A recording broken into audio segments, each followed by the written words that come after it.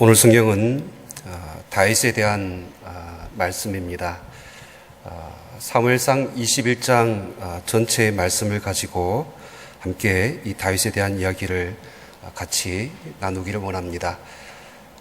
성경에서 다윗은 아주 화려하게 등장을 합니다. 유대 땅 베들레헴의 일개 목동에 지나지 않았던 그는 이스라엘의 두 번째 왕으로 기름 부음을 받습니다. 아직 어린 소년이었던 그는 블레셋의 뛰어난 장수였던 골리앗을 물리친 또 전쟁의 그 영웅으로 등장하는 것을 보게 됩니다. 많은 사람들이 그를 칭송했습니다. 모든 이스라엘 백성들은 다윗을 추앙하였고 사울이 죽인 자는 천천히요 다윗은 만만이라 라고 이야기하면서 이스라엘 백성들의 그 인기와 그 명성을 한몸에 누렸습니다. 뿐만 아니라 다윗은 어린 나이에도 불구하고 이스라엘의 군대 장관이라는 천부장의 높은 지위와 신분을 얻었습니다. 또 사울 왕의 그 딸이었던 미갈과 결혼함으로 말미암아 왕의 사위가 되는 그런 큰 복을 누리기도 하였습니다.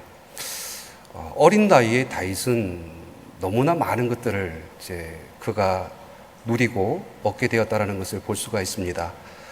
그런데 다윗의 인생을 보면 또 한순간에 그 모든 것들이 다 무너지는 것을 보게 되었습니다. 그가 누렸던 엄청난 인기와 지위는 순식간에 다 사라져 버립니다. 왜냐하면 사람들이 다윗을 향하여서 사울은 천천히요 다윗은 만만이라고 했을 때에 그를 시기하였던 그 사울 왕으로부터 끊임없이 다윗을 죽이려고 하는 그 계획과 모략 가운데 생명의 위협을 느끼게 되어지는 것이죠. 결국 다윗은 자신을 죽이려는 이 사울 왕의 위협을 피하여서 도망자의 신세로 전락을 하게 되어집니다. 무려 10년이라는 시간 동안 정처 없이 도망다니는 그러한 삶을 살아가게 되는 것입니다. 특별히 오늘 읽은 본문에는 다윗의 그 도피 생활 가운데 있었던 한 사건을 우리에게 기록하고 있습니다.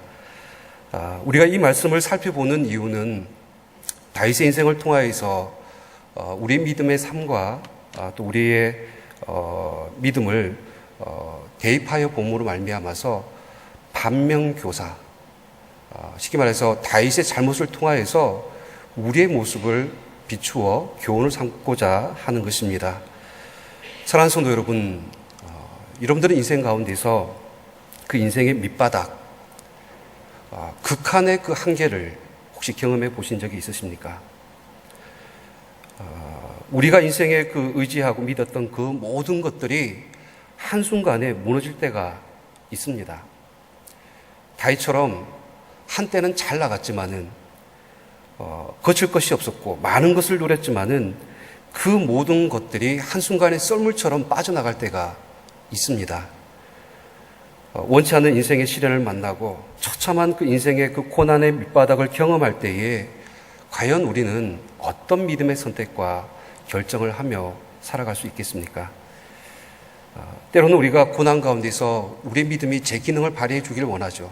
하지만 오히려 그 고난을 만나게 되어지면 우리가 가지고 있던 믿음이라는 것은 흔적도 없이 사라지면서 과거에 우리가 행하였던 세상의 방법을 쫓아서 의지하며 달려나가는 연약한 우리의 모습들이 있다라는 것입니다.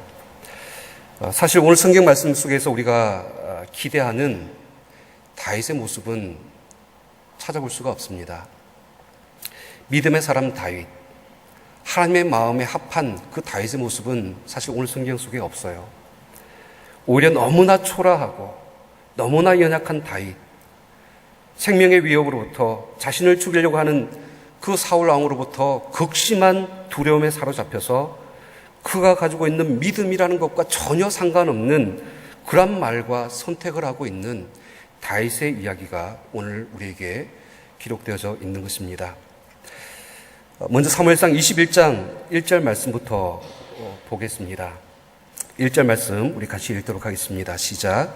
다윗이 노베 가서 제사장 아히멜렉에게 이르니 아히멜렉이 떨며 다윗을 영접하여 그에게 이르되 어찌하여 내가 홀로 있고 함께하는 자가 아무도 없느냐 하니 다윗이 이제 사울 왕을 피하여서 도망을 갔는데 높 땅에 있는 제사장 아히멜렉의 집에 이르렀다라고 말씀을 하고 있습니다. 근데 여러분 1절에서 여러분들께서 주의 깊게 보셔야 될 것이 다윗이 높에 가서 제사장 아히멜렉에 이르니 그 다음에 나오는 말씀을 보세요. 아히멜렉이 어떻게 했다고요? 떨며라고 기록되어져 있습니다. 그러니까 다윗을 보고 떨었다라는 거예요.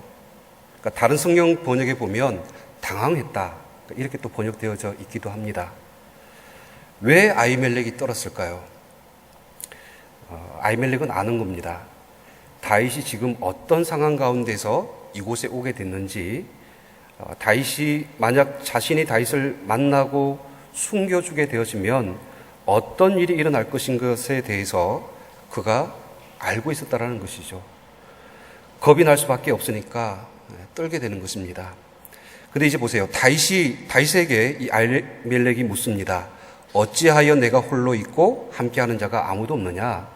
왜 혼자 왔느냐? 라고 질문을 합니다.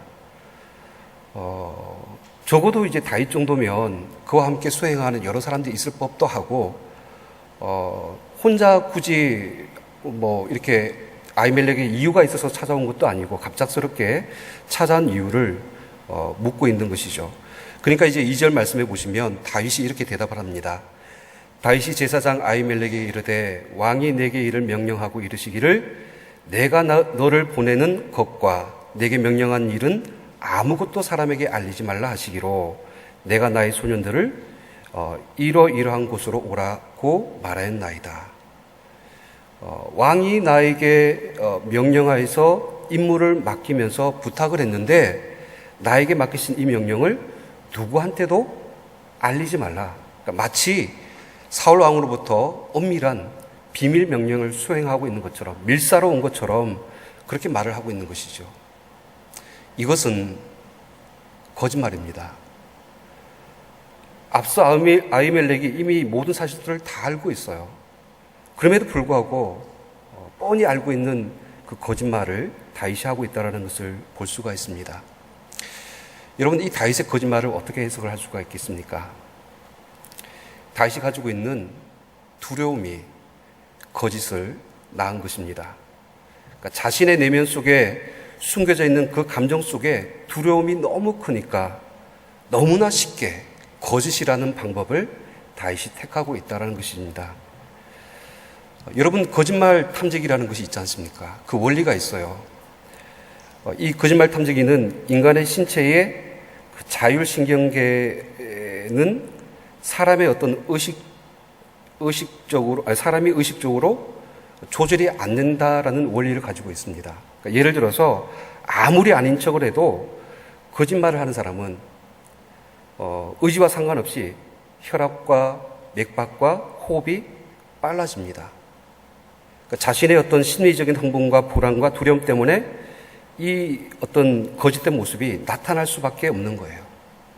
그러니까 지금 다윗의 마음에 자신의 생명의 위협으로부터 오는 이 극심한 두려움에 사로잡혀 있으니까 그것으로 말미암아 거짓이라는 모양으로 나타나고 있는 것입니다. 여러분, 사람이 용감하고 담대하면 절대 거짓을 하지 않습니다. 근데 오늘 다윗이 이 거짓이라는 것에 너무나 쉽게 그가 말을 하는 것을 봤을 때에 지금 다윗은 예전의 다윗이 아니라는 것입니다. 여러분, 다윗을 기름 부어서 왕으로서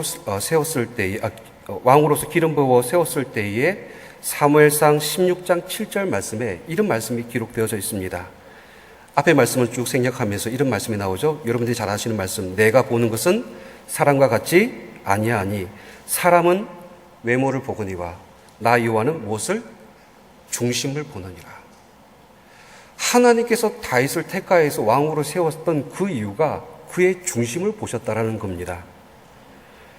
다윗은 지금 그 중심을 잃어버리고 있는 거예요.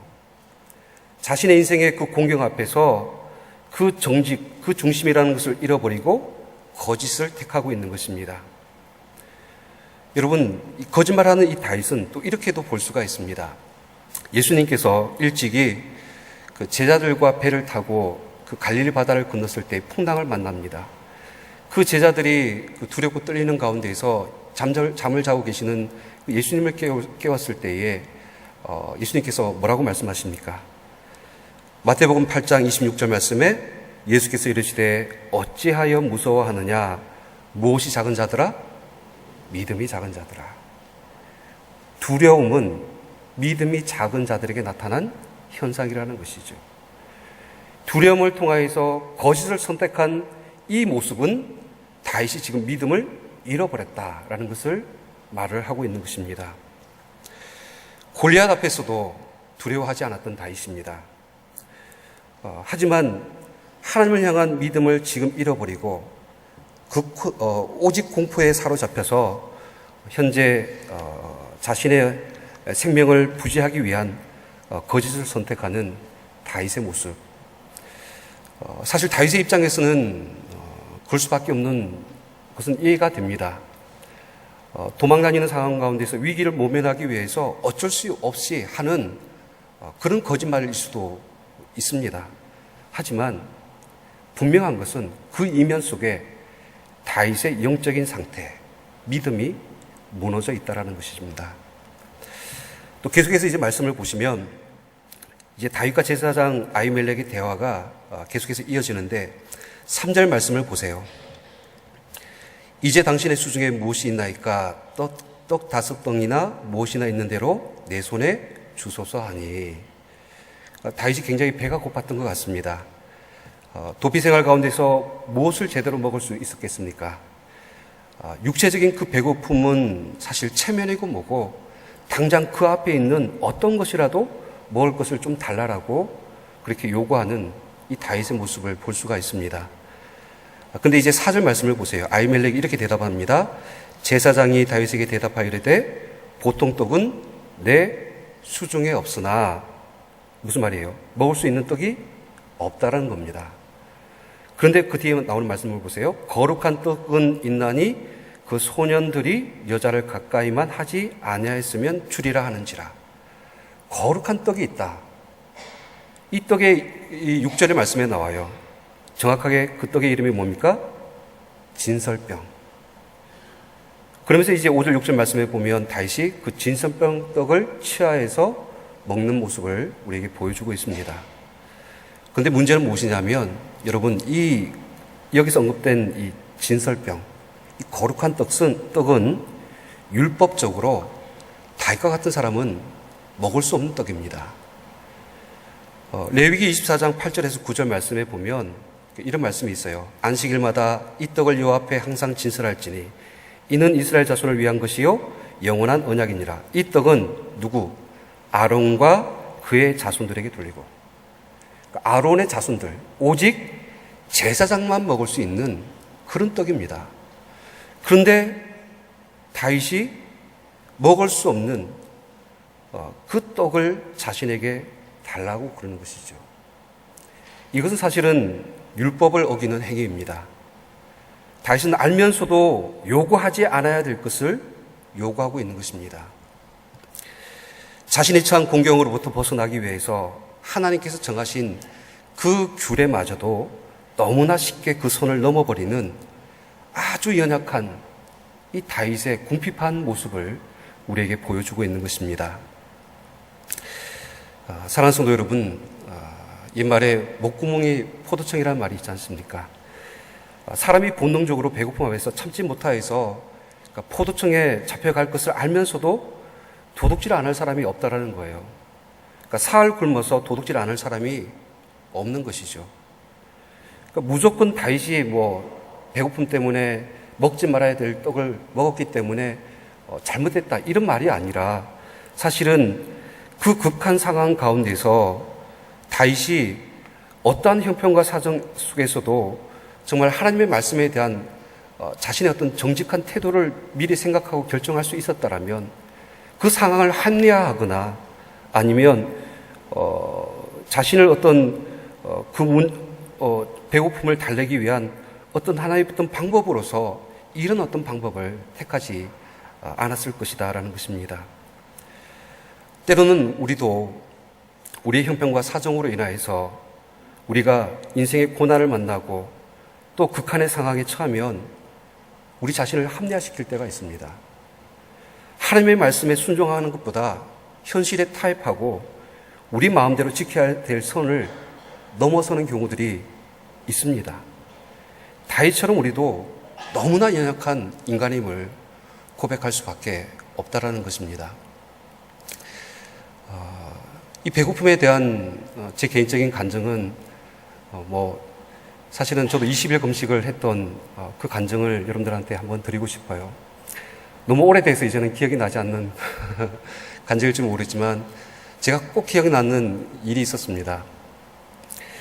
교회에서 허락하여 주셔서 성일동산에 가서 한 금식을 한 지 사흘째 되는 날에 있었던 일입니다. 이 숙소에서 계속해서 앉아서 이제 성경을 보고 책을 보고 그렇게 생각을 하고 있는데 그날 이제 성일동산에 어떤 공사하시는 분들이 들어오셨어요. 근데 이제 그분들이 잘 공사를 하시고 가셨는데 저녁에 보니까 그분들이 먹다 남은 간식, 음료수와 그 엄마 손 이 과자들이 그 성일동산 그 강단 앞쪽 그 신발 테이블 위에 올려져 있는 거예요. 신기하죠? 그게 보여요. 이걸 놓고 제가 많은 갈등을 하기 시작했습니다. 사실은 배가 고프지 않았어요. 특별히 이것을 먹고 싶다는 그런 충동도 많지 않았어요. 근데 제가 갈등했던 그 요인이 뭐냐면 이것을 계속 아무런 상관없는 듯이 그냥 내버려 두느냐 아니면 이것을 어떻게 치우느냐 이걸 가지고 고민을 한 거예요. 근데 제가 스스로 장담하지 못했던 것이 뭐냐면 이것을 남겨두면 어느 순간에 제가 무너질 수 있겠다라는 그런 생각이 들었어요. 그래서 어떻게 했는 줄 아십니까? 장갑을 끼고 음료수를 갖다가 이렇게 땅에다가 다 버렸습니다. 엄마 손을 가루채를 다 내가지고 뿌렸습니다. 그 다음에 제가 어떻게 할 수 없을 방법을 그렇게 사라지게 만드는 것이죠. 사람이 극한 상황에 이르렀을 때에 우리가 하나님의 말씀을 알고 기억하고 있지만은 인간의 의지로 그것을 이겨낼 수 있다는 보장을 누가 할 수가 있겠습니까?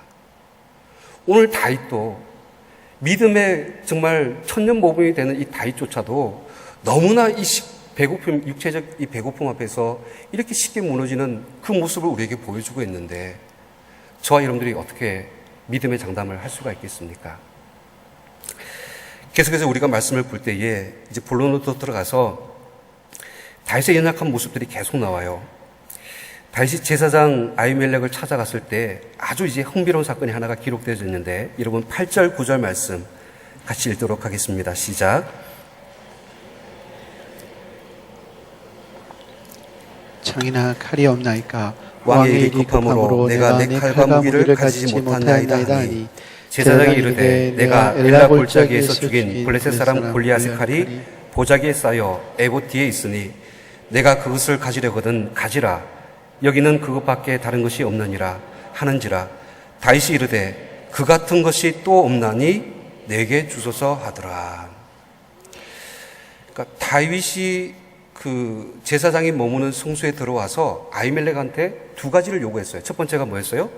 떡을 요구했고 지금 두 번째가 칼을 요구하는 겁니다. 여기 당신의 수중에 칼이나 창이 없나이까? 묻고 있지 않습니까? 그러니까 아마 다윗이 비무장 상태였던 것 같습니다. 자신을 지켜줄 만한 변변한 무기조차 없이 그렇게 도망다니는 그런 다윗의 모습을 이야기를 하고 있는 것이죠. 근데 여러분 상식적으로 성전 안에 칼이 있을 리가 없지 않습니까? 그런데도 불구하고 마침 그때 놀랍게도 그 성전 안에 한 자루의 칼이 있었는데 그 칼이 어떤 칼입니까? 과거 다윗이 엘라 골짜기에서 죽였던 블레셋 장수 골리앗의 칼이 그곳에 보관되어져 있었던 것입니다. 아히멜렉이 말하죠. 여기는 그거밖에 없으니 가지려면 가져라. 그러니까 다윗이 그 다음에 아주 기가 막힌 말을 합니다. 9절 후반부의 말씀을 보세요. 다윗이 이르되 그 같은 것이 또 없나니 내게 주소서. 그만한 것이 없다. 그보다 더 좋은 칼이 어디 있겠느냐. 그 칼을 달라는 거예요. 여러분, 다윗이 영적으로 곤두박질 치니까 이렇게 변하는 거예요. 과거 다윗이 골리앗 앞에서 했던 말을 한번 여러분 기억해 보시기 바랍니다. 사무엘상 17장 45절 말씀에 다윗이 블레셋 사람에게 이르되 너는 칼과 창과 단창으로 내게 나오거니와 나는 만군의 여호와의 이름 곧 내가 모욕하는 이스라엘 군대에 하나님의 이름으로 내게 나아가노라. 하나님의 구원하심이 칼에 있지 아니하고 만군의 여호와의 이름으로 나아가서 싸웠던 다윗입니다.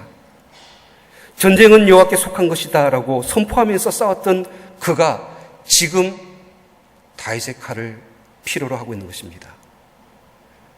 그 골리앗의 칼을 의지하고 있는 겁니다. 이보다 더 좋은 칼이 없다.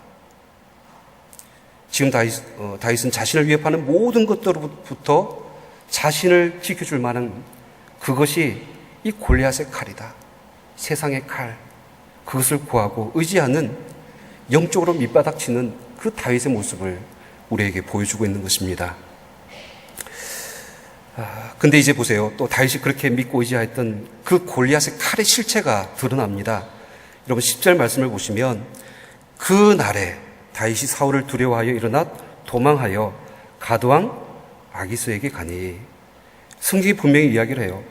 골리앗의 칼을 가졌지만은 다윗이 그 칼로 말미암아 용기를 얻었다. 이렇게 말을 하지 않고 여전히 그날의 다윗은 사울을 두려워하여 일어나 도망하였다.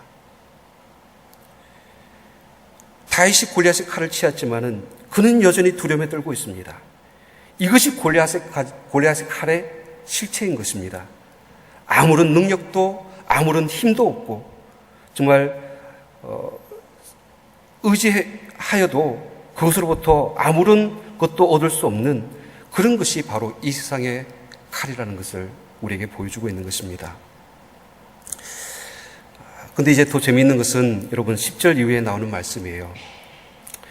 여러분 보세요. 다시 그 칼을 가지고 도망을 가는데 어디로 갑니까? 어디로 가죠? 가드왕 아기스에게 갔다라고 기록하고 있죠. 여러분 가드는요 블레셋 땅입니다. 여러분 골리앗의 고향이 어디입니까?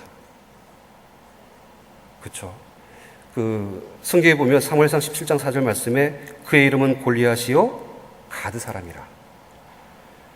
골리앗의 고향이 가드예요. 그런데 지금 다윗이 이 골리앗의 칼을 들고 아무리 감추려고 해도 칼이 엄청 크겠죠? 그 칼을 들고 가드로 도망을 가는 거예요.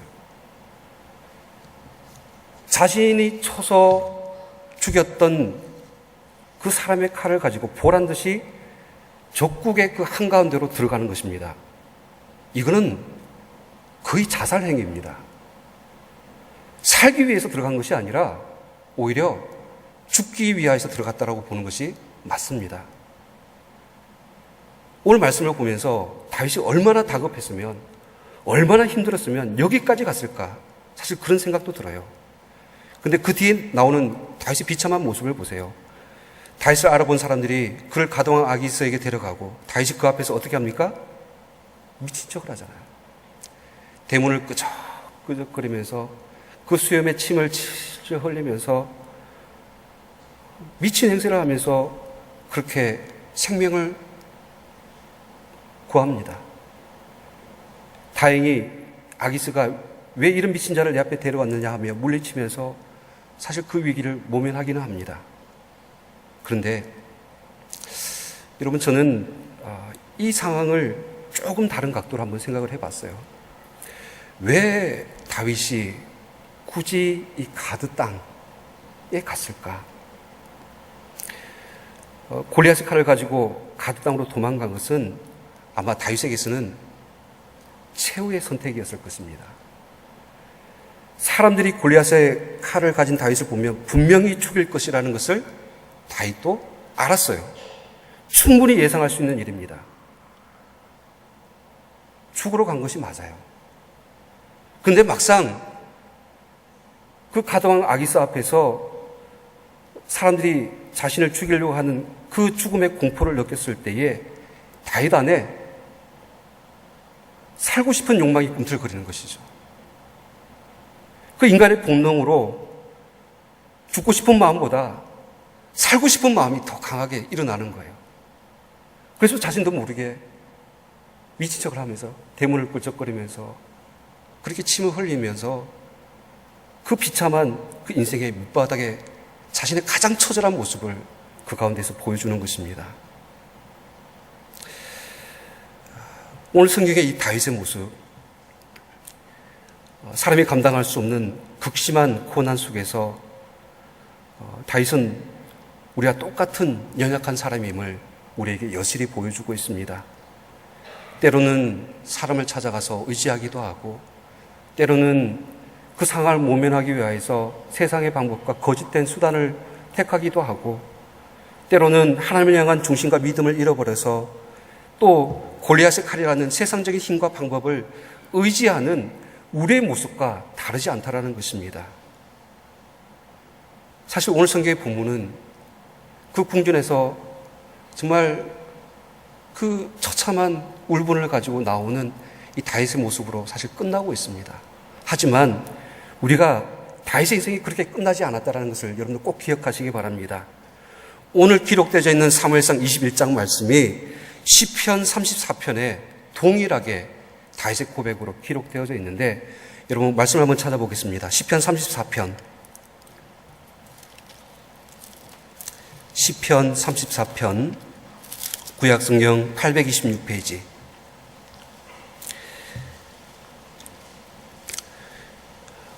먼저 이 표제를 한번 봐주세요. 맨 위에 어떤 상황 가운데서 이 시편이 기록됐는가? 다윗이 아비멜렉 앞에서 미친 채 하다가 쫓겨나서 지은 시. 여기서 이 아비멜렉이라는 단어는 우리가 아까 그 가도왕 아기스잖아요. 근데 이것은 왕조를 나타내는 또 다른 말입니다. 아무튼 그 가도왕 아기스 앞에서 미친 채 하면서 쫓겨나오면서 지었던 시편인데, 이 말씀을 통하여서 다윗이 어떻게 그가 회복되어지는지를 여러분 보시길 바랍니다. 1절에서 8절 말씀, 우리 좀 긴 말씀이지만은 함께 같이 읽도록 하겠습니다. 시작. 내가 여호와를 항상 송축하며 내 입술로 항상 주를 찬양하리이다. 내 영혼이 여호와를 자랑하리니 공관자들이 이를 듣고 기뻐하리로다. 나와 함께 여호와를 광대하시다 하며 함께 그의 이름을 높이세. 내가 여호와께 간구하며 내게 응답하시고 내 모든 두려움에서 나를 건지셨도다. 그들이 주를 앙망하고 광채를 내었으니 그들의 얼굴은 부끄럽지 아니하리로다. 이 공고한 자가 부르짖음에 여호와께서 들으시고 그의 모든 환난에서 구원하셨도다. 여호와의 천사가 주를 경외하는 자를 둘러 진치고 그를 건지시는도다.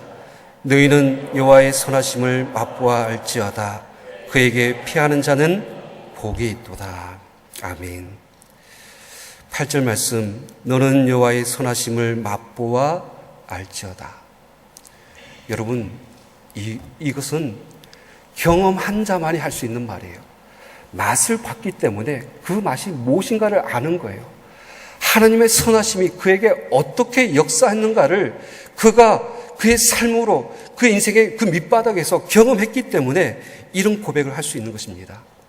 그러면서 그가 최종적으로 하나님 앞에 믿음으로 고백하는 그 결론이 무엇입니까? 사람을 의지하고 세상의 그 칼을 의지하는 인생이 아니라 이제 여호와께 피하는 자는 복이 있도다. 오직 여호와를 의지하는 인생이 복 있는 인생임을 그 믿음의 삶을 통하여서 그가 우리에게 간증하고 있는 것입니다. 사랑하는 성도 여러분, 말씀을 맺습니다. 우리가 쌓은 모든 것들이 무너질 수도 있습니다. 하지만 하나님은 절대로 무너지지 않습니다. 우리가 쌓은 모든 것들이 사라질 때에 하나님은 사라지지 않습니다. 우리와 함께 계십니다. 우리의 인생에 하나님을 의지하고 우리가 또 그 하나님 앞에 나아가 부르짖어 그분을 의지할 때에 우리는 다시 시작할 수 있습니다. 믿음 안에서 다시 일어설 수가 있습니다. 그리고 승리하게 될 줄 믿으시기를 주님으로 축원드립니다. 기도하겠습니다.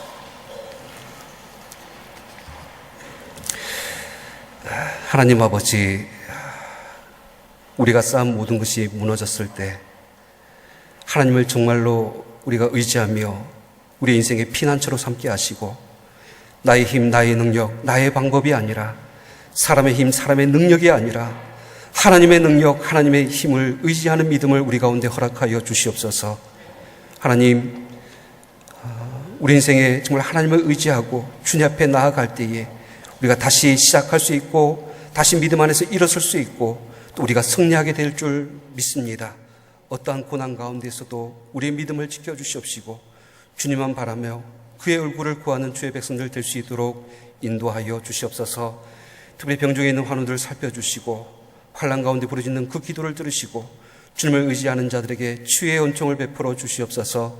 기름 부어서 세우신 담임 목사님 더 크신 능력과 힘을 다하여 주시고 주의 신령한 말씀을 그 입술 가운데 충만하게 채워주시고 귀한 목양의 사역이 주님의 온전하신 뜻을 이룰 수 있도록 더 큰 부흥의 믿음의 역사와 수고를 감당할 수 있도록 주님 붙잡아 주시옵소서. 오늘 주간에 드리는 경조사회팀의 헌신을 기뻐 받아주시고 우는 자들과 함께 울며 중 앞에 슬퍼하는 자들과 자들 앞에서 죄와 사망의 권세를 이기신 예수 그리스도를 증거하며 참된 부활의 소망을 증거하는 주의 종들 되어지게 하여 주시옵소서. 귀하신 예수 그리스도의 이름으로 기도하옵나이다. 아멘.